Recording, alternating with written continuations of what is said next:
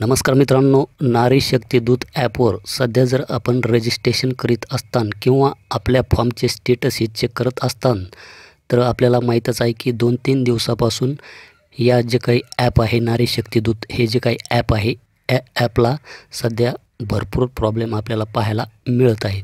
कारण की हे ॲप हे कधी-कधी ओपन होते तर कधी-कधी हे ओपन होत नाही।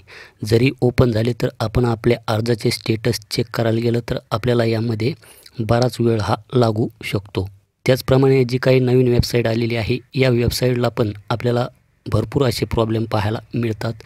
यामध्ये पण नवीन रजिस्ट्रेशन करता वेळेस आपल्याला भरपूर अडचणी ह्या येत आहे।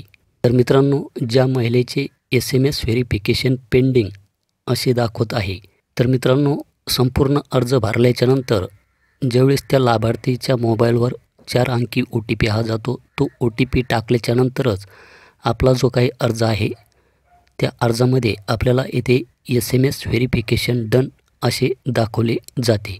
आपण जर SMS व्हेरिफिकेशन हे केले नाही तर आपल्यासमोर SMS व्हेरिफिकेशन पेंडिंग अशा प्रकारचा एक रेड कलरमध्ये आपल्याला तिथे एरर पाहायला मिळतो।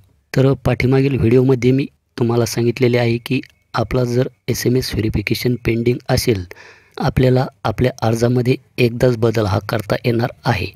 तर त्यासाठी आपल्याला सुरुवातीला SMS व्हेरिफिकेशन जे काही आहे हे सुरुवातीला कंप्लीट करून घ्यायचे आहे आणि SMS व्हेरिफिकेशन एकदा कंप्लीट झाले तर त्या अर्जामध्ये आपल्याला काही दुरुस्ती करायची असेल, एडिट करायचा असेल तर तो आपण एडिट करू शकता।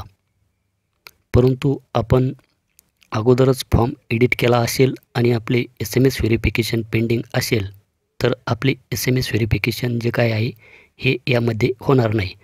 परंतु आपल्यासाठी एक आनंदाची अशी बातमी आहे की आपण यामध्ये पाहू शकतात की या महिलेचे SMS व्हेरिफिकेशन येथे पेंडिंग दाखवत आहे आणि आपण येथे स्टेटसमध्ये पाहू शकतात की हा फॉर्म येथे अप्रूव्ह झालेला आहे। त्यामुळे काळजी करण्याचे काही कारण नाही, कारण की फॉर्म हा येथे अप्रूव्ह झालेला आहे। फक्त येथे SMS व्हेरिफिकेशन जे काय आहे हे पेंडिंग आहे। तर यासाठी काही नवीन अपडेट आले तर मी तुम्हाला आपल्या या चॅनलवर व्हिडिओच्या माध्यमातून त्याची माहिती देण्याचा प्रयत्न करेल। तर त्यासाठी आपल्या चॅनलला सबस्क्राईब करून ठेवा। धन्यवाद।